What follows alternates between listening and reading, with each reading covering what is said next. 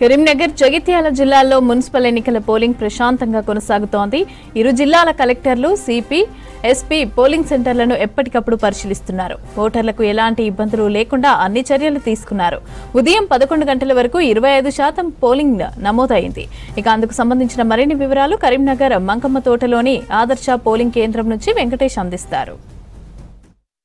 ఓటర్లు తమ ఓటు హక్కు వినియోగించుకోవడమే కాదు, ఒక సందేశాన్ని కూడా నేర్చుకుని వెళ్లే విధంగా కరీంనగర్ మున్సిపల్ కార్పొరేషన్ పరిధిలో 5 ఆదర్శ పోలింగ్ కేంద్రాలు ఏర్పాటు చేశారు. అట్లాంటి పోలింగ్ కేంద్రాలు ఒక్కొక్కటి కూడా ఒక్కొక్క మెసేజ్ ఇచ్చే విధంగా తీర్చిదిద్దారు. ప్రజెంట్ మనం చూస్తున్నది ధన్గర్వాడి స్కూల్ ఆవరణలోని plastic free polling station. Plastic free అంటే మనం ప్లాస్టిక్ వాడడం వల్ల కలిగే అనర్థాలను వివరించే విధంగా ఈ పోలింగ్ కేంద్రాన్ని చాలా తీర్చిదిద్దారు. ఇక్కడికి వచ్చిన వాళ్ళు కూడా ఈ ఆహ్లాదకరమైన వాతావరణంలో వచ్చి ఓటు వేసి వెళ్తున్నారు. చూడొచ్చు, మనకి ఇక్కడ అందమైన ముగ్గులు తీర్చిదిద్ది కొన్ని మెసేజ్ ఓరియంటెడ్గా ఇచ్చారు. మీ అమూల్యమైన ఓటును సరైన నాయకుడికి వేసి బంగారు భవిష్యత్తును పొందండి అని ఒక ఓటు హక్కు విలువ తెలిపే విధంగా కూడా ఇక్కడ ఒక ముగ్గులు వేశారు. తర్వాత ఓట్ ఫర్ బెటర్ ఇండియా అంటే మంచి భారతదేశం కోసం ఓటు వేయండి అని చెప్పి ఒక సందేశాన్ని ఇచ్చే విధంగా కూడా వేశారు. ఇక్కడ vote is not only for right, it is our power. అంటే మనకు ఇది ఒక హక్కు మాత్రమే కాదు, ఇది మనకు ఉన్న ఒక శక్తి అని చెప్పి ఒక మెసేజ్ ఇచ్చే విధంగా కూడా ముగ్గులు తీర్చిదిద్దారు. ఇట్లాంటి పోలింగ్ స్టేషన్ చూడొచ్చు, మనకు ఆకుపచ్చని కొబ్బరి చెట్ల మధ్య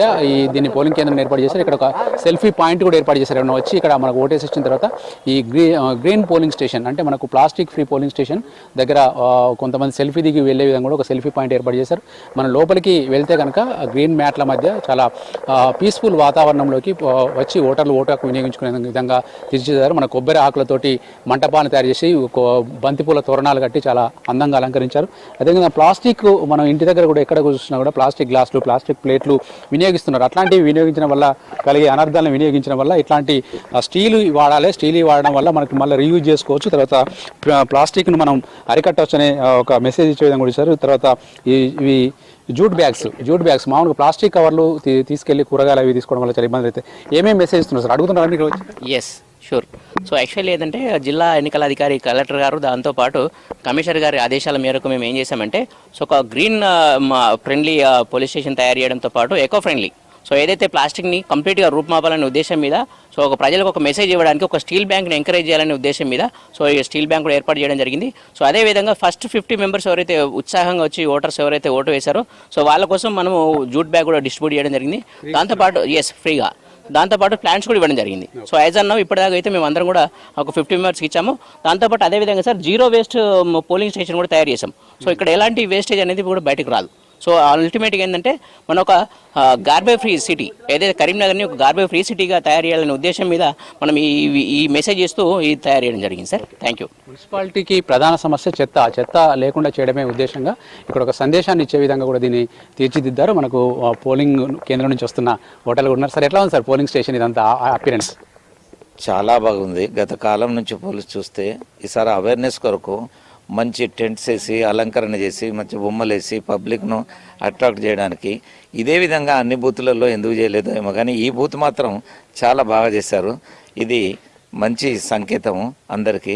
భవిష్యత్తులో కూడా ఇలానే వాతావరణాన్ని ఈ విధంగానే అన్ని బూతులలో చేస్తే బాగుంటుందని కరీంనగర్ అంతా కరీంనగర్ అంతా కూడా ఎలక్షన్ చేసే ప్రతి చోట అనేది నా అర్థం. ఆ విధంగా చాలా మంచి వాతావరణం ఉంది, బాగుంది, పీస్ఫుల్ గా ఉంది. ఎన్నికల తర్వాత కరీంనగర్ కూడా ఇంతే సుందరంగా తయారవుతుందని ఆశిస్తున్నారా? మీరు అట్లాంటి నాయకులు ఎన్నుకోవడానికి ఓటేశారా? నాయకులను ఎన్నుకోవడానికి ఓటేసాము, కానీ వారు చేసే పనులను బట్టి వారి మీద అభిప్రాయం ఉంటుంది. ఇలా చేస్తే ప్రతి ఒక్కరం సంతోషిస్తాము, అందరం కోరుకుంటాం బాగుండాలని. అది మా యొక్క ముఖ్య ఉద్దేశం. అమ్మా మీరు వేసారా ఓటు? ఎట్లా ఉందమ్మా ఈ పోలింగ్ కేంద్రం కానీ, తర్వాత మీరు ఓటేసేటప్పుడు ఏం ఆలోచించారు? చాలా బాగుంది పోలింగ్ కేంద్రము. ప్రతి ఒక్క మహిళలైనా కూడా ప్రతి ఓటును వినియోగించుకోవాలండి. మనం ఓటు వేయకపోతే మనం లేని కిందనే లెక్క. ఓకే, బాగుందండి. చాలా వేస్తున్నారా మీరు? ప్రతిసారి వేస్తాం, ప్రతిసారి మార్నింగే వేస్తామండి మేము తప్పకుండా.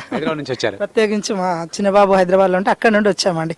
It's a very neat and very best experimental station, and we are appreciating the election commission and also all the OR staff involved in this work.